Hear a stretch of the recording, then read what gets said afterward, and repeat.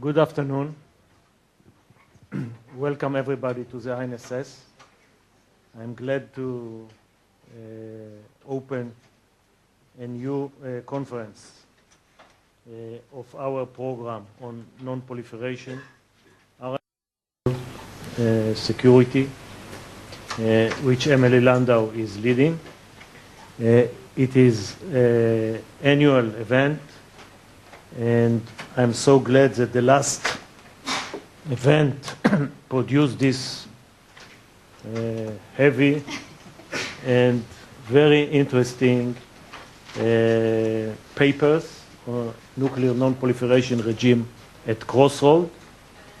Today we are talking about complex non-conventional deterrence equations, which is another important issue, and we cannot make it in a more proper time when the negotiation with Iran are towards their final stage.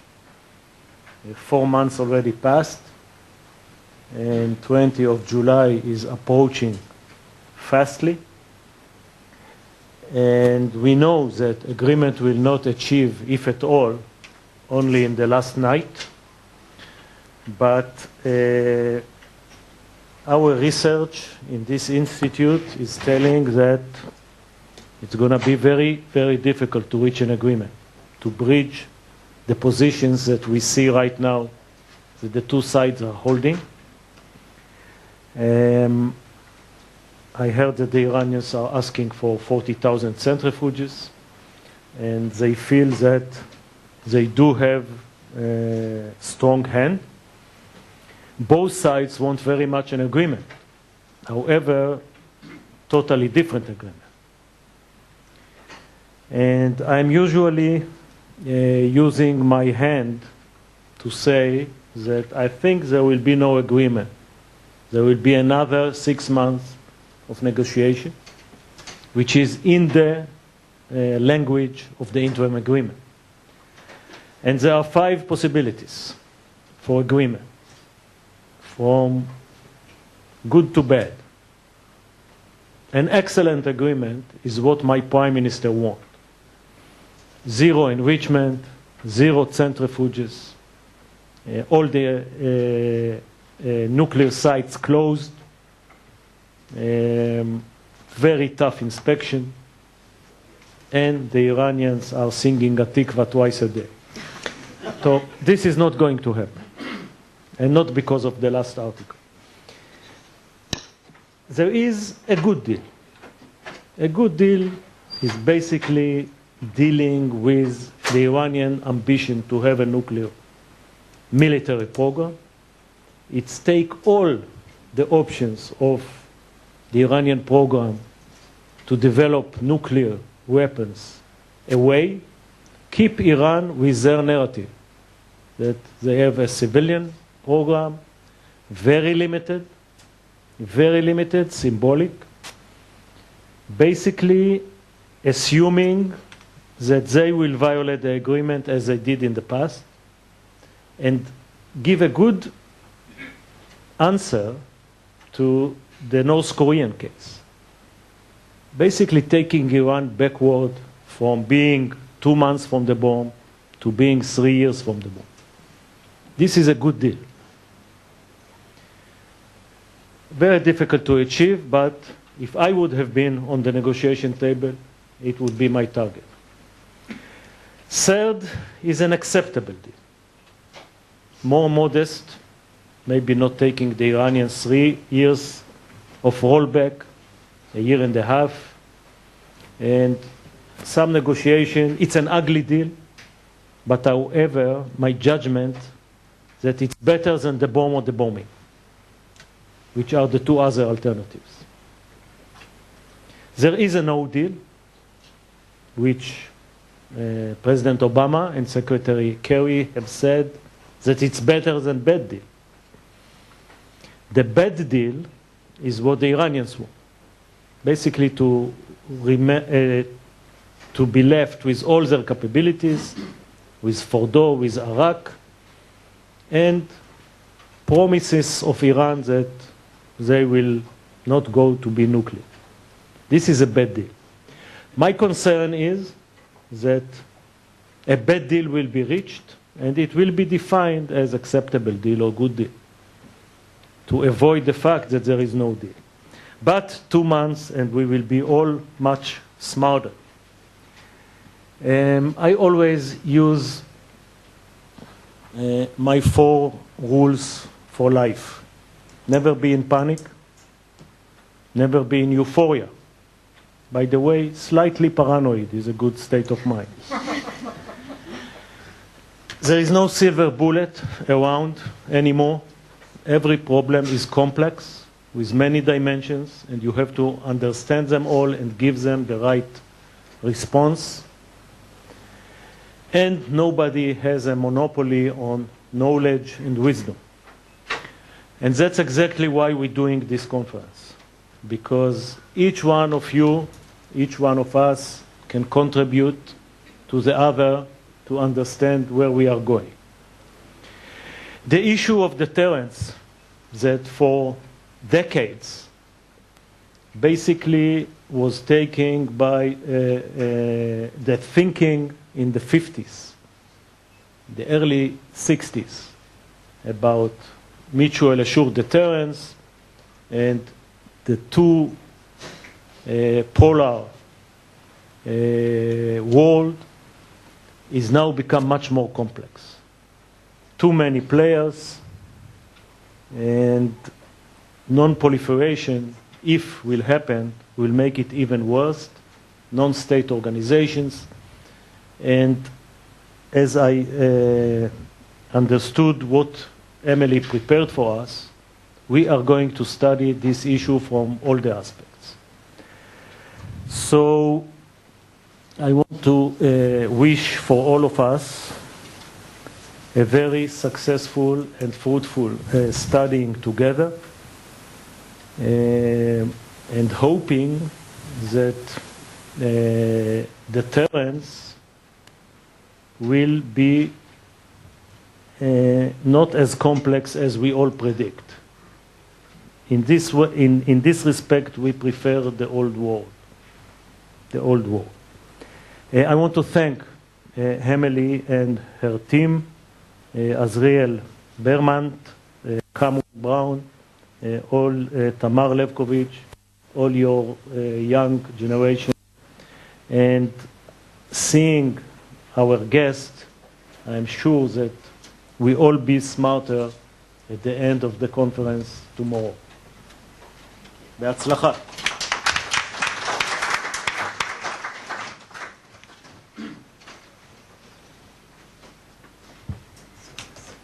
Thank you, Amos, and welcome to everyone. The spark for this conference actually came with a study that was written by Avner Golov, and he's sitting right here, on the trilateral deterrence equation in the 1991 Gulf War, involving the United States, Israel, and Iraq, of course, where on the basis of new material that became available with regard to Iraqi decision-making, Avner tried to tease out this 3-way deterrence situation.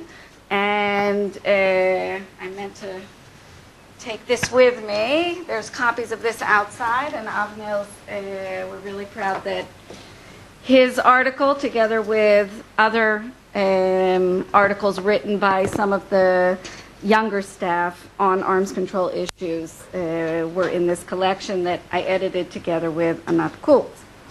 In any case, we realized that on the global scene, as well as in the future of the Middle East, we will likely be confronting more and more this question of complex, non-conventional deterrence equations. I know the title is a little complex and the issue is complex. And this is especially the case because I think President Obama's agenda for a nuclear-free world is receding more and more to the background. And the imperative of maintaining strategic stability which basically means nuclear deterrence, is moving more and more to the fore. So we have a very rich program. There are booklets that you can see the whole program for the next day and a half. We have very prominent guests from abroad and from Israel. And I want to just use this opportunity to thank FRS and Camille especially for partnering with us for a second year on our annual Arms Control Conference. As I'm sure most people here are well aware, Camille Grand and Bruno Tertre are two of the very best in the field. The fruits of our conference from last year, which again we collaborated last year as well, are also outside. Amos mentioned it, the nuclear nonproliferation regime at a crossroads. I also want to thank the members of the arms control team at INSS for working together, and we really worked together in developing the themes for this conference. A very special thank to Azriel Berman, who was really the chief coordinator of this show, to Cameron Brown, to Avner Golov, to Mar Levkovitz, and to Deborah Oppenheimer. And a final thanks to Ann Walter from the U.S. Embassy, who was really instrumental in arranging the video conference, which we hope will take place tomorrow afternoon. There's some problems with the technical issues, but we're hoping that they will be worked out, and that will hopefully be the concluding keynote address tomorrow afternoon. So, welcome, and hope for a fruitful conference. Camille.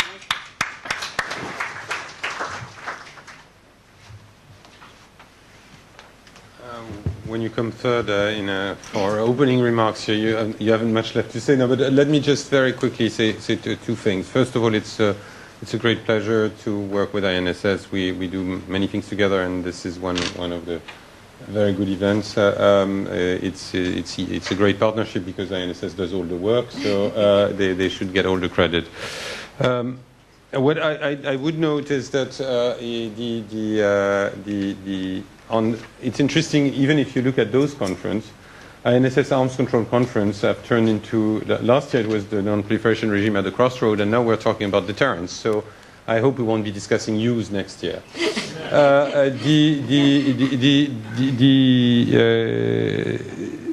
It does indeed, and Amos pointed out the fact that the timing is right.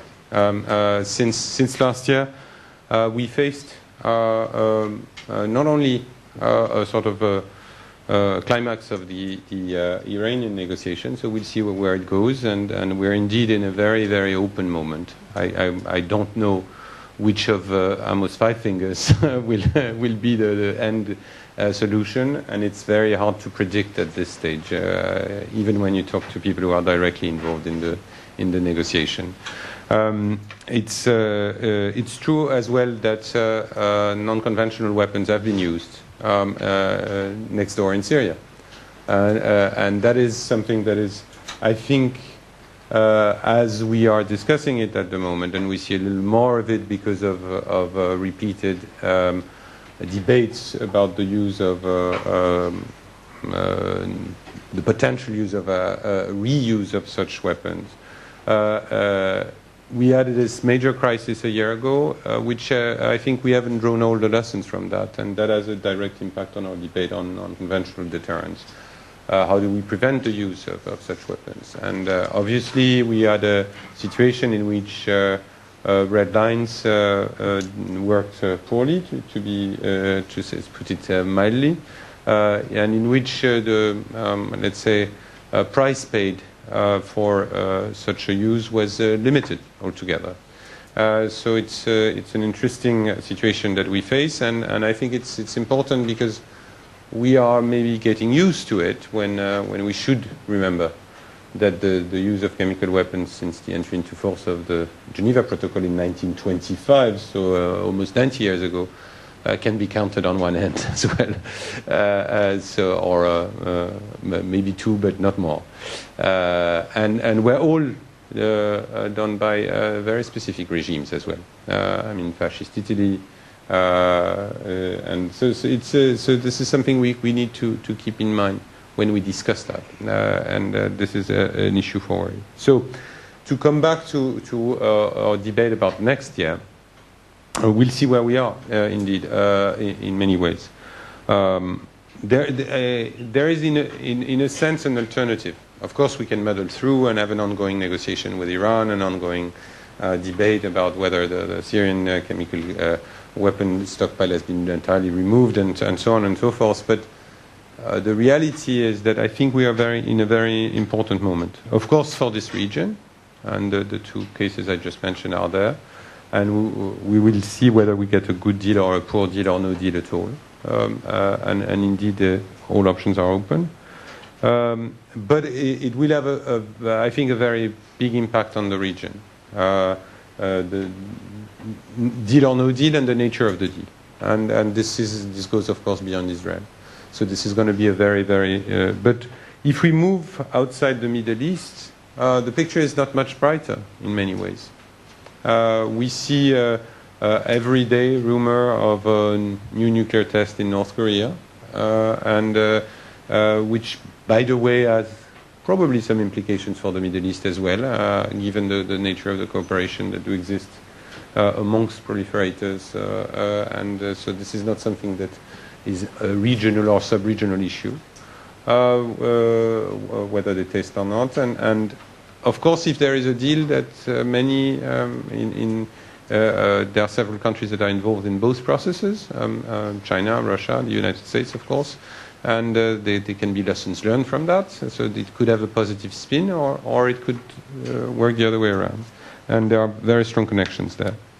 I must say the situation in Europe is not bright as well. We face a situation in which some of the acquis in terms of arms control and European security are under very, very severe stress.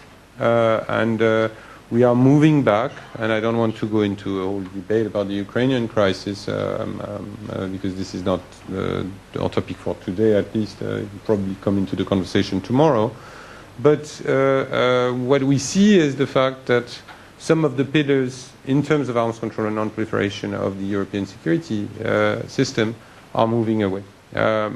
We saw that the Budapest Memorandum, which enabled the denuclearization of Ukraine in '94, and Ukraine giving away the third largest nuclear arsenal. I mean, of course, it was not fully operational. It would have been almost impossible for Ukraine to sustain it in the long term. But nevertheless, that was the figures. Those were the figures. And now this is being challenged, at least by one signatory. At the same time, we also see that the conventional forces, the conventional arms control regime, the CFE regime, Conventional Forces in Europe Treaty, has been suspended for 5 years, for 7 years now, and we are in a situation where the Europeans who were lecturing the rest of the world on take a model on us on CBMs and conventional arms control, maybe don't have that much to lecture about anymore. And this is, of course, a big problem. And I think on this particular issue of CFE, responsibilities can be found on both sides of the debate. I was involved in that in a former capacity, and I know how complicated the issue was. But nevertheless, this is something that has gone, that is now more or less gone, or at least frozen. And we also see debates on whether the INF Treaty, another pillar of the sort of post-Cold War system, is, let's say, questioned, and whether it's, and there are technical, at the moment, expert debates on that. So the picture in Europe is not much brighter than elsewhere. So all of this means that the norms of the non-proliferation norms are under very, very significant stress, I believe. I'm not sure the 2015 NPT conference will go well, to put it mildly. Some of the pillars of the 2010 deal, including the so-called 2012 conference on a WMD free zone in the Middle East, has not taken place yet. So we have stopped calling it 2012, but it's now a so-called Helsinki conference, but it doesn't change the fact that it has not taken place. So we are in a complicated system. So let me wrap up by saying that in many ways, deterrence is back in the picture.